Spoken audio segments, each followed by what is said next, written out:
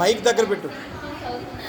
నేను చెప్పబోయే జవహర్లాల్ నెహ్రూ భారత తొలి ప్రధాని, భారత స్వతంత్ర పోరాట నాయకుడు, చాచాజీ పండిట్జీగా ప్రాచుర్యం పొందిన ఈయన రచయిత, పండితుడు, చరిత్రకారుడు, రాజకీయవేత్త కూడా.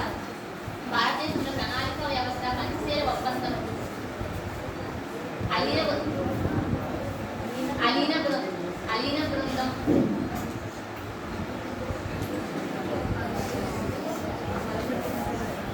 ఏర్పాటు చేయడంలో ఈయన కీలక పాత్ర పోషించారు.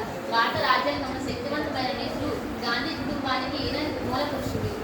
జవహర్లాల్ నెహ్రూ బ్రిటిష్ ఇండియాలోని ఉత్తరప్రదేశ్ రాష్ట్రంలో అలహాబాద్ నగరంలో 1889 నవంబర్ 14న రాత్రి 11:30 కాశ్మీర్ పండిట్ బ్రాహ్మణ కుటుంబంలో జన్మించారు. ఈ నవంబర్ 14 మనం భారత దినోత్సవంగా కూడా జరుపుకుంటాం. ఈయన తండ్రి మోతీలాల్ నెహ్రూ సంపన్నుడైన బారిస్టర్. తర్వాత కాలంలో జాతీయ ఉద్యమంలో పాల్గొని రెండు మార్లు భారత జాతీయ కాంగ్రెస్ అధ్యక్షుడిగా పనిచేశారు. తల్లి స్వరూపారాణి. మోతీలాల్ నెహ్రూ మొదటి భార్య బిడ్డను ప్రశ్నిస్తూ బిడ్డతో సహా మరణించింది. ఆ తరువాత స్వరూపారాణి రెండో పెళ్లి చేసుకున్నారు. మోతీలాల్ నెహ్రూ, స్వరూపారాణి దంపతులకు జవహర్లాల్ నెహ్రూ తొలి సంతానం. సంపన్నమైన కుటుంబంలో తల్లిదండ్రులు తొలి సంతానం కావడంతో జవహర్లాల్ నెహ్రూ బాల్యం మురిపాలతో నడుమతి గారాబంగా సాగింది. జవహర్లాల్ నెహ్రూ తండ్రి కొద్ది నెలల పాటు స్థానిక కాన్వెంట్ పంపించే ప్రయత్నం విరమర్చి ఇంట్లోనే ప్రైవేట్గా చెప్పడం ఉత్తమని నిర్ణయించుకున్నాడు. నెహ్రూ 15 ఏళ్ల వయసులోనే ఉన్నత విద్యను అభ్యసించేందుకు నెహ్రూ ఇంగ్లాండ్ దేశానికి వెళ్ళారు. అక్కడ కేంబ్రిడ్జ్ యూనివర్సిటీలో చదివారు. నిరంతరం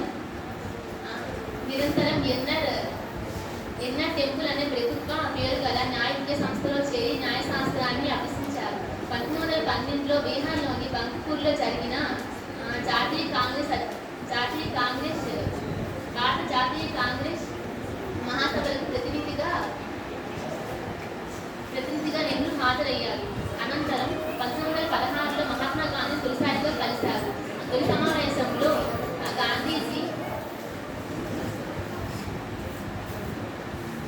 గాంధీజీ ప్రభావం ఆయనపై అమితంగా పడింది. 1929లో భారత జాతీయ కాంగ్రెస్ లోగో సమావేశంలో నెహ్రూ అధ్యక్షత వహించారు.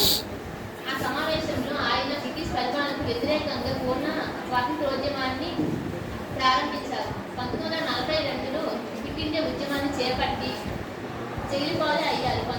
జూలై 6, 1946 నాడు జాతీయ కాంగ్రెస్ పార్టీకి 4వ అధ్యక్షుడు అయ్యారు. అలాగే 1951 నుండి 1954 వరకు మరో 3 సార్లు అధ్యక్షుడు అయ్యారు. 1947లో దేశ ప్రధానమంత్రి 17 ఏళ్ల పాటు పదవిలో కొనసాగారు.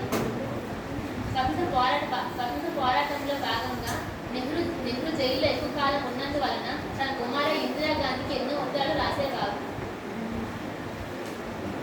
ప్రతిహార రచయిత అయిన పండిట్ నెహ్రూ తన కుమారునికి రాసిన ఉత్తరాల్లో ఎన్నో గొప్ప విషయాలు వివరించేవారు. పిల్లలు ఎలా ఉండాలి, పిల్లలకు ఎలాంటి విషయాలు నేర్పాలి, పిల్లలు ఎలాంటి విషయాలు నేర్చుకోవాలి, సమాజంలో మంచి చెడు ఎలా గ్రహించాలి అనే విషయాలు వివరించి చెప్పేవారు.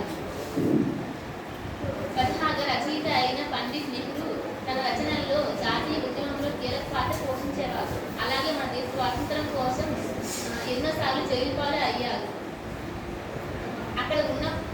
అదే సమయంలో అక్కడ ఉన్నప్పుడు with of world history towards India, the dictionary of India అనే గ్రంథాలు రచించారు. అలాగే తన ఆత్మకథను కూడా రాసుకున్నారు.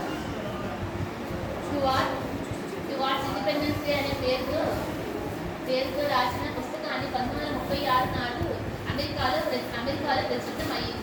ఈయన మరణం. జవహర్లాల్ నెహ్రూ 1964 మే 27న గుండెపోటుతో మరణించారు. ఇతని అంత్యక్రియకు 1.5 మిలియన్ల మంది హాజరయ్యారు. గాంధీజీ అంత్యక్రియల తర్వాత నెహ్రూ అంత్యక్రియకు ఎక్కువ మంది హాజరయ్యారు. ఈ అవకాశం ఇచ్చిన అందరికీ నా యొక్క నమస్కారం.